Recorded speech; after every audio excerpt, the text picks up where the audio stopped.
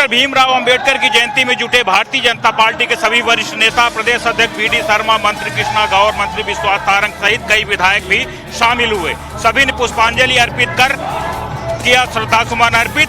कहा, अंबेडकर का लिखा संविधान देश के लिए विशाल है और दुनिया का सबसे बड़ा लोकतंत्र है और सभी धर्म और सभी जातियों का समान मिश्रण। डॉक्टर भीमराव अंबेडकर की जयंती पर भोपाल के बोर्ड ऑफिस चौराहे में एक बड़ा कार्यक्रम आयोजित किया गया है। इस कार्यक्रम में भारतीय जनता पार्टी के प्रदेश अध्यक्ष वी.डी. शर्मा, मंत्री चैतन्य कश्यप, कृष्णा गौर सहित कई विधायक और नेता शामिल हुए।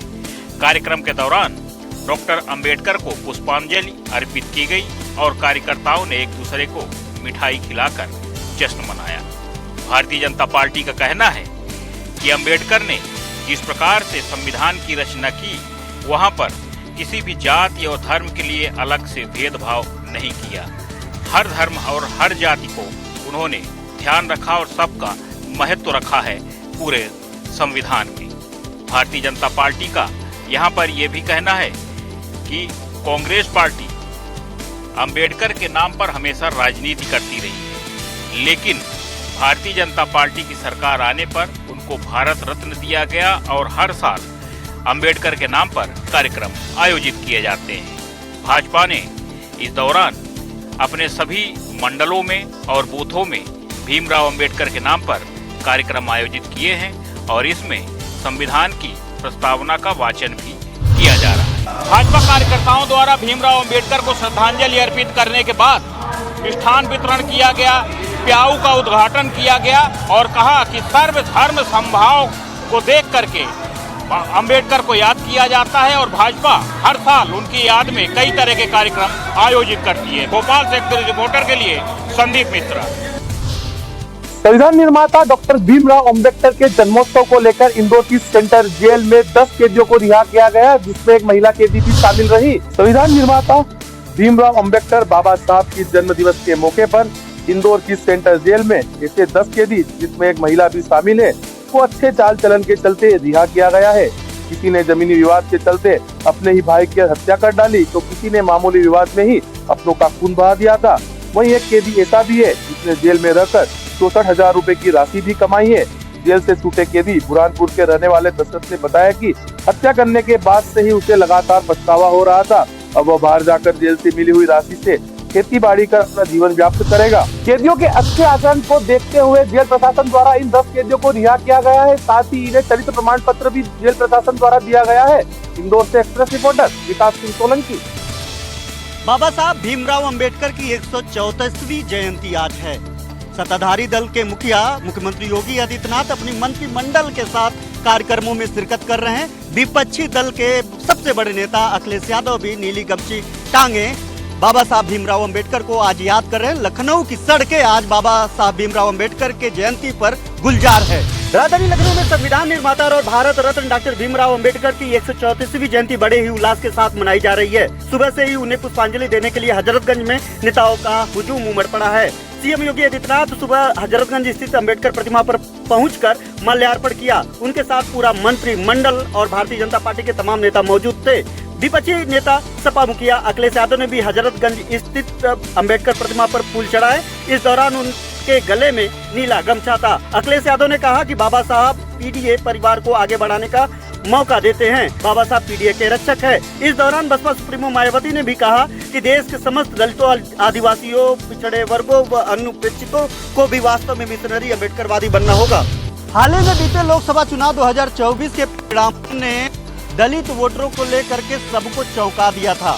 बाबा साहब भीमराव अंबेडकर को मानने वाले जितने भी वोटर हैं, उनको साधने के लिए आज की तस्वीरें इतना काफी है कि उनकी स्थिति और मनोदशा कहां तक पहुंच गई है। ये दलित और शोषित वंचितों की एक मनोवैज्ञानिक जीत के तौर पे देखा जा सकता है। लखनऊ से एक्सप्रेस रिपोर्टर घनश्याम निशान चौरसिया।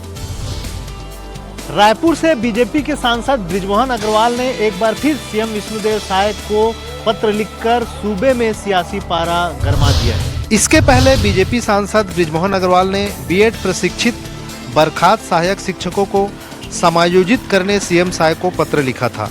इस बार अपराध, रायपुर की बिगड़ती ट्रैफिक व्यवस्था पर लगाम लगाने के लिए सीएम विष्णुदेव साय को पत्र लिखा है। बता दें कि राजधानी रायपुर में लगातार बढ़ते अपराध, यातायात की गंभीर समस्याएं और पुलिस बल की भारी कमी को लेकर सांसद बृजमोहन अग्रवाल ने सवाल उठाए हैं। बहरहाल बृजमोहन अग्रवाल के पत्र के बहाने विपक्ष को सरकार पर तंज कसने का अवसर मिल गया है। पूर्व सीएम भूपेश बघेल का कहना है कि सुशासन पखवाड़ा की कलई खुल रही है। रायपुर से एक्सप्रेस रिपोर्टर दिलीप साहू। सिलवानी प्रधानमंत्री ग्राम सड़क योजना चढ़ी भ्रष्टाचार की भेंट। करीब 5 करोड़ की ज्यादा लागत राशि से कराया गया था स्टेट हाईवे 15 मुख्य सड़क मार्ग से रोसड़ा घाटी तक सड़क का निर्माण। सिलवानी स्टेट हाईवे 15 मुख्य मार्ग से ग्राम रोसड़ा घाटी गांव तक प्रधानमंत्री ग्राम सड़क योजना के तहत 5 करोड़ से भी अधिक की राशि से 4.5 किलोमीटर की लंबाई की सड़क का निर्माण कार्य प्रधानमंत्री ग्राम सड़क योजना अंतर्गत कराया गया था, जो कि घटिया निर्माण की भेंट चढ़ गया। प्रधानमंत्री ग्राम सड़क योजना के अंतर्गत बनाई गई 5 वर्ष की गारंटी वाली सड़क 3 साल में ही उखड़ गई। अब इस सड़क पर ग्रामीणों को पैदल चलना भी मुश्किल हो रहा है। प्रधानमंत्री सड़क योजना पर 2 फीट गहरे व 3 फीट चौड़े गहरे गड्ढे हो गए हैं। इन सड़क के गड्ढों में वाहन चालक गिरकर दुर्घटनाओं का शिकार हो रहे हैं। इसके बावजूद भी जिम्मेदार विभाग के अधिकारी जानबूझकर लापरवाह बने हुए हैं। इस सड़क पर सैकड़ों लोगों का आवागमन प्रतिदिन होता है। आवागमन के लिए ग्रामीण 2 पहिया 4 पहिया वाहन सहित ग्रामीण यातायात वाहनों का भी उपयोग नहीं कर पा रहे हैं। वाहनों के अत्यधिक दबाव के चलते सड़क न केवल कई जगह से क्षतिग्रस्त हो गई है, बल्कि गड्ढों में तब्दील हो गई है। सड़क के क्षतिग्रस्त होने व गड्ढे में तब्दील हो जाने से ग्रामीणों को आवागमन में काफी परेशानी उठानी पड़ रही है। हालांकि ग्रामीण सड़क की मरम्मत कराए जाने की मांग कर चुके हैं, लेकिन संबंधित विभाग के अफसर सड़क की मरम्मत कराए जाने को लेकर लगातार लापरवाह बने हुए हैं। ग्रामीणों की माने तो सड़क निर्माण के समय विभागीय अफसरों के निर्माण कार्य की सतत मॉनिटरिंग नहीं की गई है। अफसरों की यह लापरवाही व अनदेखी के कारण फायदा निर्माण एजेंसी के ठेकेदार ने उठाया और मनमर्जी से सड़क का निर्माण कार्य किया है। हालात यह है कि करोड़ों रुपए की लागत से बनी सड़क पैदल चलने के लायक भी नहीं बची है, जबकि ग्रामीण क्षतिग्रस्त सड़क की मरम्मत कराए जाने के लिए कई बार शिकायत भी कर चुके हैं, लेकिन इसके बावजूद भी जिम्मेदार प्रधानमंत्री ग्राम सड़क योजना के अधिकारी जानबूझकर लापरवाह बने हुए।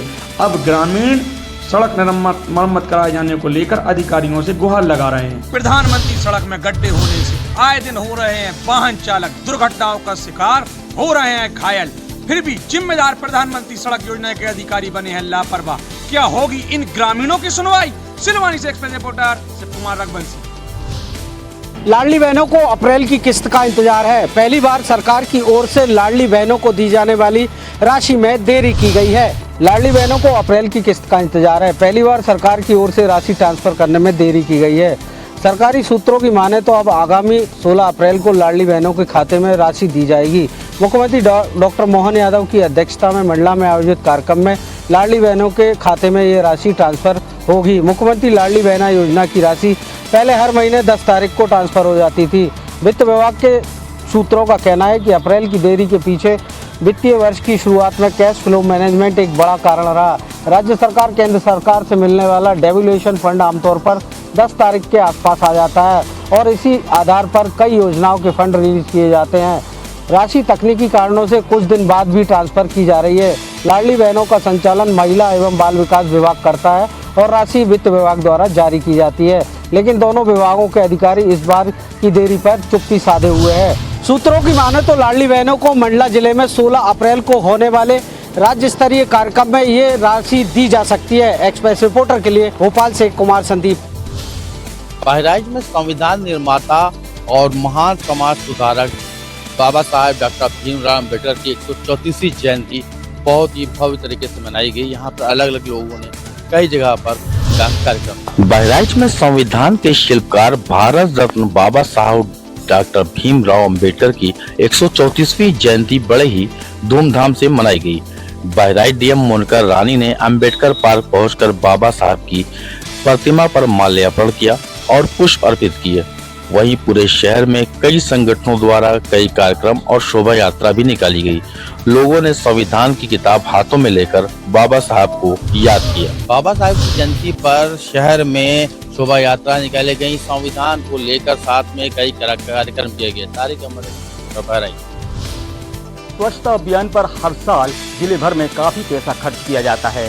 इसी अभियान के तहत आम जन को खुले में शौच जाने से रोकने के लिए जगह जगह ग्राम पंचायतों की ओर सामुदायिक स्वच्छता परिसर का निर्माण कराया गया था, लेकिन लाखों की ये स्वच्छता परिसर अब सफेद हाथी साबित हो रहे हैं। स्वच्छ भारत मिशन के तहत रायसेन जिले में ग्राम पंचायतों को खुले में शौच से मुक्त करने के उद्देश्य से लाखों रुपए खर्च कर सामुदायिक स्वच्छता परिसर शौचालयों का निर्माण किया गया था, लेकिन अब ये शौचालय महज कागजों पर स्वच्छता की कहानी बनकर रह गए हैं और जमीनी हकीकत इसके बिल्कुल उलट है।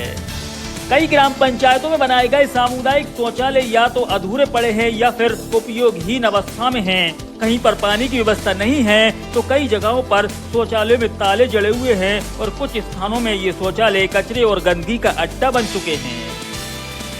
जिस स्वच्छता अभियान के तहत इन परिसरों का निर्माण हुआ था, वहीं अब अपेक्षा और लापरवाही की भेंट चढ़ गया है। गांव में लोगों का कहना है कि निर्माण के समय इनका प्रचार प्रसार तो जोर शोर से किया गया, लेकिन उपयोग और रखरखाव की जिम्मेदारी किसी ने नहीं ली। अब ये सवाल उठता है, आखिर इन शौचालयों का फायदा किसे हुआ, जनता को या ठेकेदारों को? करोड़ों की लागत से तैयार ये ढांचा अप्रशासनिक लापरवाही की पोल खोल रहा है। ग्रामीण स्वच्छ भारत मिशन योजना के अंतर्गत बनाए गए सामुदायिक स्वच्छता परिसर उपयोग से पहले ही बदहाल अवस्था में पहुंचते जा रहे हैं। आलम यह है कि सालों बाद भी इन सामुदायिक स्वच्छता परिसरों का ताला नहीं खुला है या फिर उनका काम पूरा ही नहीं हुआ है। Naseem Ali, express reporter, Raisen. ग्वालियर के होटल इन स्मार्ट हवेली से पकड़ी गई सेक्स वर्करों से कई अहम खुलासे पुलिस के सामने हो रहे हैं। पूछताछ में पता चला है कि देह व्यापार का अड्डा नेपाल की लड़की चला रही थी, जबकि कॉल गर्ल को लाने का काम होटल का मैनेजर दीपक वर्मा करता था। दीपक अभी पुलिस की गिरफ्त में नहीं आया है, लेकिन होटल से पकड़ी गई कॉल गर्ल्स ने हवालात में महिला पुलिस अधिकारियों को बताया कि उन्हें पता था कि वे ग्वालियर सेक्स रैकेट के लिए लाई जा रही है। वे अपने अपने शहर और प्रदेशों से पहले दिल्ली आई और वहां से ग्वालियर भेजा गया। अब इन कॉल गर्ल को होटल मैनेजर ने किस एजेंट के माध्यम से बुलाया, यह जानकारी उसके पकड़े जाने के बाद ही मिल पाएगी। हर कॉल गर्ल को एक ग्राहक के बदले 700 रुपए दिए जाते थे। जो भी राशि 700 रुपए से अधिक होती थी वह होटल वालों के हिस्सों में चली जाती थी। खास बात यह है कि जब एक पुलिसकर्मी कस्टमर बनकर होटल पहुंचा तो रिसेप्शन पर बैठी नेपाली लड़की अनीता सुनार ने उसे एक एल्बम दिखाया जिसमें लड़कियों की तस्वीरें थी। उससे पूछा कि किस उम्र की लड़की चाहिए। जब ग्राहक बनकर पुलिसकर्मी ने लड़की चयन की, वैसे ही छापा मार दिया। होटल का मैनेजर दीपक वर्मा फिलहाल फरार है। 3 लोगों को पुलिस ने कोर्ट में पेश कर जेल भेज दिया है, लेकिन 7 कॉल गर्ल से पुलिस अभी भी पूछताछ कर रही है ताकि अहम खुलासे और हो सके। ग्वालियर से एक्सप्रेस रिपोर्टर विनोद सर। प्रशासन की लापरवाही ने राजधानी रायपुर में एक और मासूम की जान ले ली है। सीवरेज के गड्ढे में डूबने से एक 6 साल के बच्चे की जान चली गई है। दरअसल रामनगर इलाके के गुलमोहर पार्क के पास बने PSUB कॉलोनी में सीवरेज के लिए खोदे गए गड्ढे में एक 6 साल के मासूम की दर्दनाक मौत हो गई है। बता दें कि एक अन्य मासूम अस्पताल में अपनी जिंदगी और मौत की लड़ाई लड़ रहा है। लगातार राजधानी में हो रहे इस तरह की घटना के बाद भी नगर निगम प्रशासन कोई सूद नहीं ले रहा है और न ही कोई हरकत कर रहा है। जिम्मेदार अपनी जिम्मेदारियों से भागते हुए नजर आ रहे हैं। वहीं अब इस पर विपक्ष भी लगातार प्रदर्शन कर रहा है। पूर्व विधायक विकास उपाध्याय कॉलोनी में पहुंचकर आम जनता के साथ स्थानीय लोगों के साथ प्रदर्शन किया। साथ ही 20 लाख मुआवजे की मांग की जा रही है।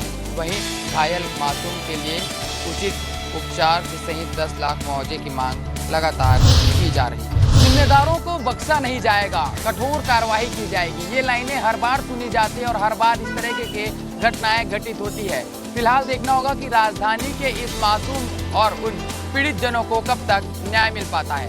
Express reporter Gopi Krishna Sahu, Raipur. 15 दिन के नवजात शिशु की जान बचाने के लिए खुला स्वास्थ्य विभाग का कार्यालय।